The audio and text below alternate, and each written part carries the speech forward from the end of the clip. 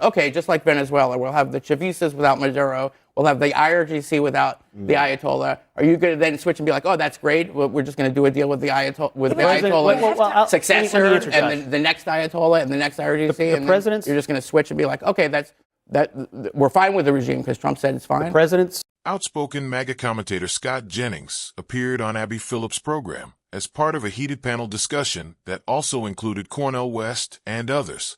The debate centered on Donald Trump's escalating conflict with Iran.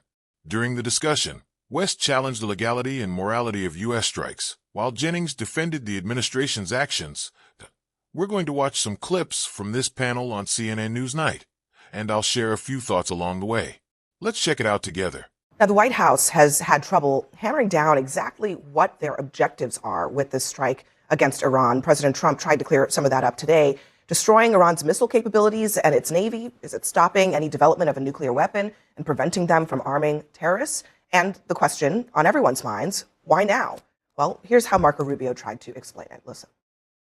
There absolutely was an imminent threat, and the imminent threat was that we knew that if Iran was attacked, and we believed they would be attacked, that they would immediately come after us. And we were not going to sit there and absorb a blow before we responded, because the Department of War assessed that if we did that, if we waited for them to hit us first after they were attacked, and by someone else, Israel attacked them, they hit us first, and we waited for them to hit us, we would suffer more casualties and more deaths. We went proactively in a defensive way to prevent them from inflicting higher damage. So the logic here is that Iran would respond to an attack not by us, but by someone else, Israel, and that we would proactively attack them to prevent them from attacking us. That explanation, needless to say, is not going over well, certainly among Democrats. But I just heard in the last hour a Republican on the Foreign Relations Committee saying, I'm not so sure that that's the explanation that will work for him. Yeah, I mean, this seems like a war in search of a justification, Abby, because remember, the reason why the march to war actually started was because of the Iranian protests in early January that were brutally and bloodily put down by the Iranian regime. Trump was writing on social media, help is on the way, come out, overthrow your government. He didn't help them. The protesters got slaughtered. And then gradually it took a month or two to build up U.S. forces in the region. And that time, the rationale for the war shifted again from helping the protesters to doing something about the Iranian nuclear program.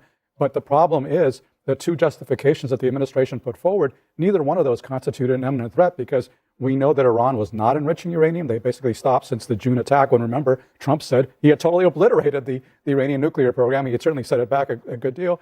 And there was no evidence that the Iranians were building missiles, ICBMs, capable of hitting the United States. And so now they're really grasping for straws. And so you had Secretary Rubio come up with this far-fetched explanation that the imminent threat was Israel was going to attack Iran, and then we had to attack Iran because if Israel attacked Iran, Iran would attack the U.S., which is ridiculous because Israel had never before attacked Iran before Donald Trump became president. Are you telling me that President Trump could not prevent his close ally, Bibi Netanyahu, from attacking Iran? I mean, give me a break. Yeah, well, I mean, as we all know, Netanyahu has wanted to attack Iran for a long time, 40 years. He said so just this week.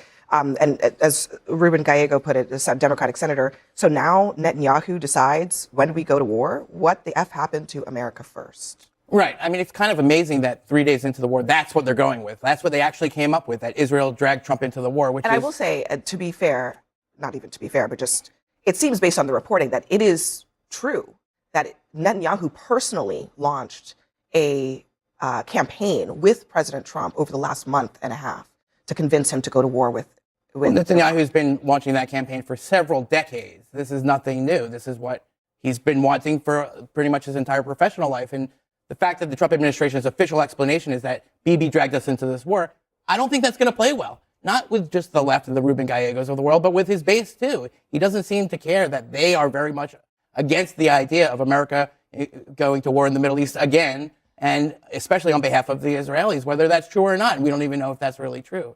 So what we're seeing 3 days into this war is tactical brilliance. The U.S. military is amazing. They hit everything they wanted to hit. They killed more people than they thought they could kill. And strategic bankruptcy, because every single day, almost every single hour, the explanation changes.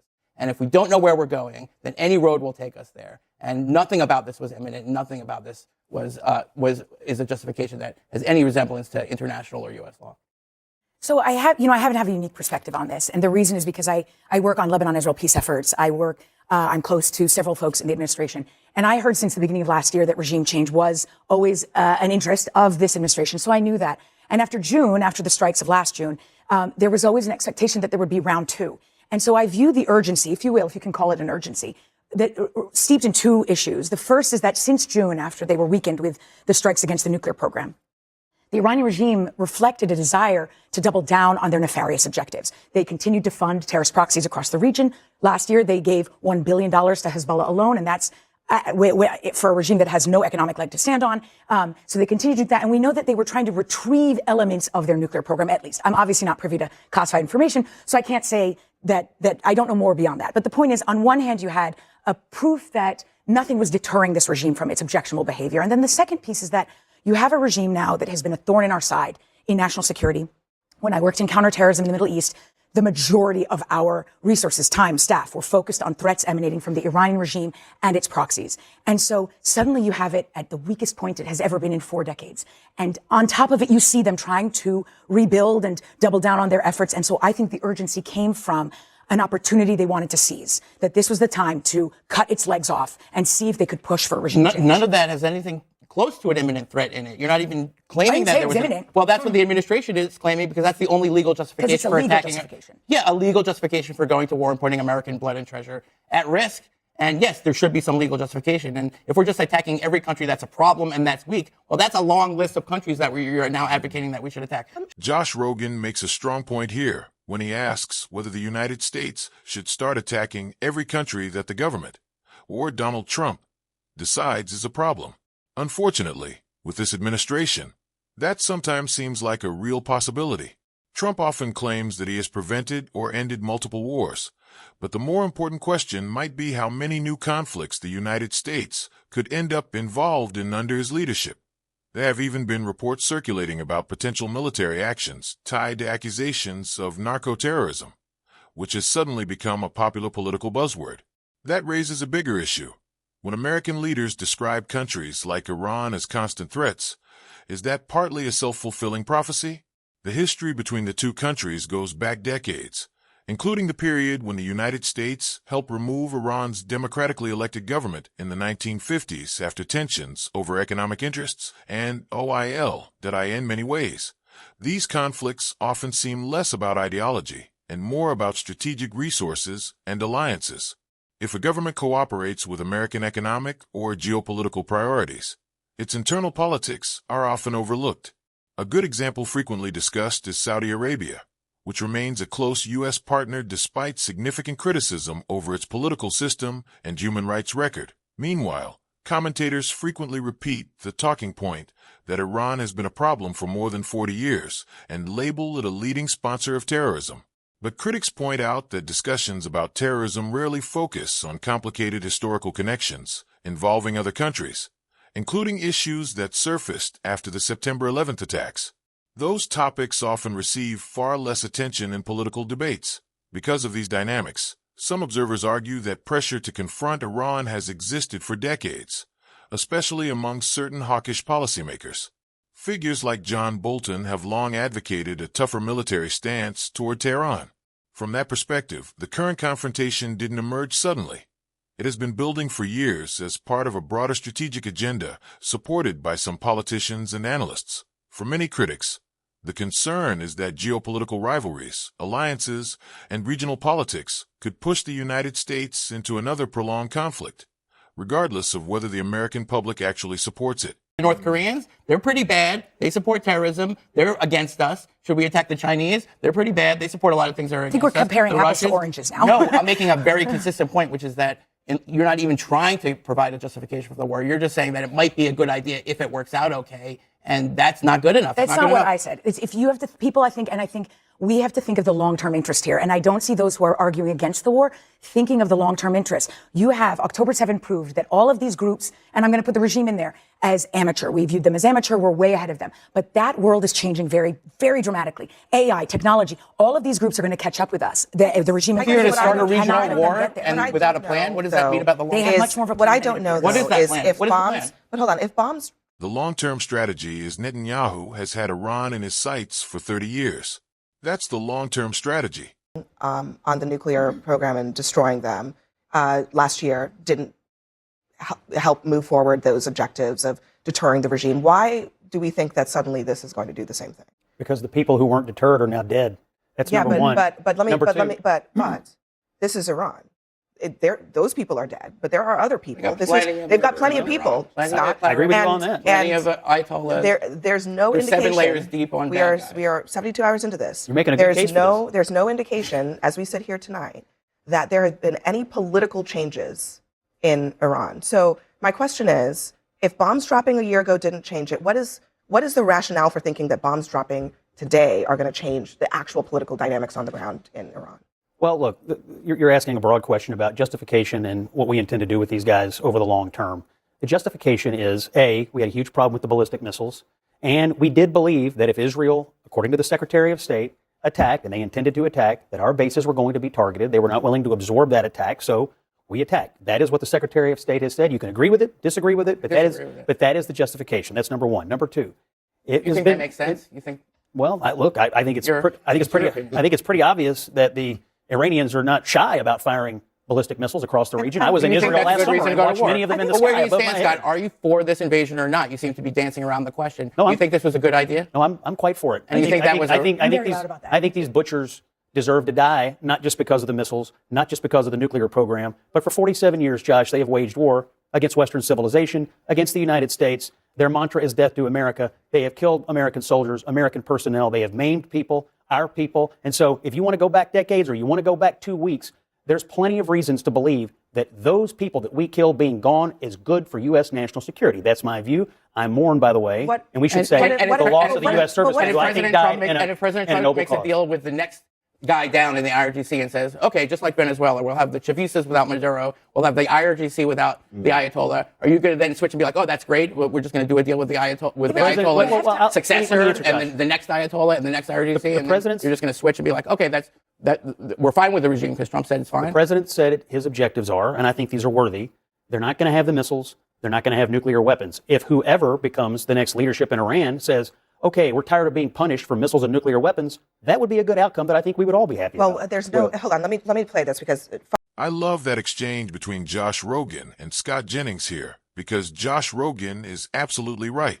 Scott Jennings, as usual, is just going to parrot whatever Donald Trump says and perform all the mental gymnastics necessary to justify it. If Donald Trump came out tomorrow and declared, the war's over, we took out the Ayatollah, that's all we wanted. It's their country now. They can do whatever they want. Scott Jennings would be on Abby Phillips' show that same night saying, the president is spot on. I totally agree with everything he's saying.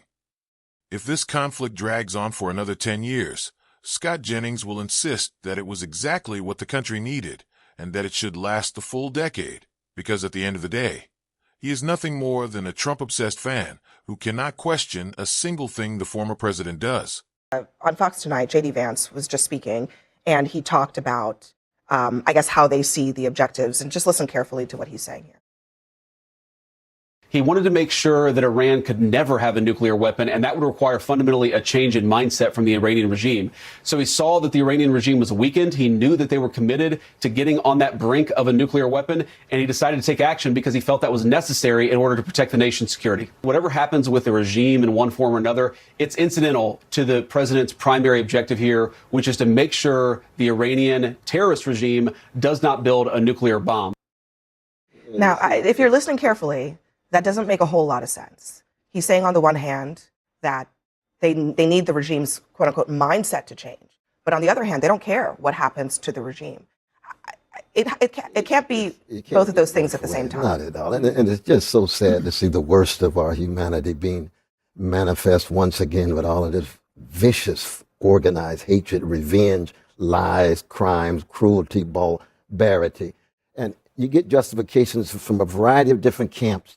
But at least we should try to aspire to some moral consistency and some ethical integrity. When I look at it, I just follow Martin King. Injustice anywhere is a threat to justice everywhere. So I want to be in solidarity with anybody who's suffering. Come from a Christian tradition. We all made in the image and likeness of a loving and living God. And therefore we all have a dignity and a sanctity that the world can't take away and the world didn't give us.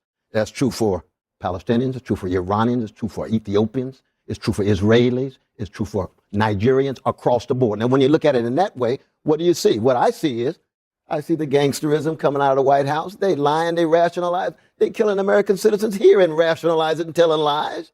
When I look at Israel, I see a government that's lying and got to deal with genocide with the noose around his neck. When I look at Iran, I see the gangsters who've been running that for 46 years. And I stand in very deep solidarity with the suffering and the heroic struggles of the Iranian people. Now, what kind of implications does that have for such a view?